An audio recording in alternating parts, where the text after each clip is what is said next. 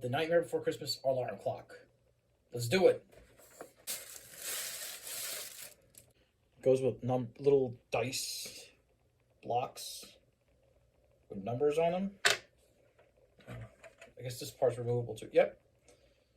I can switch it from Halloween to Christmas, unfortunately.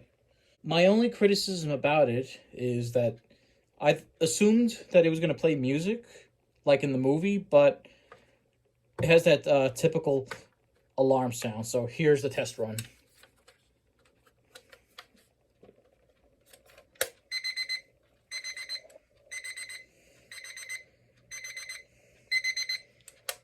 Oh well.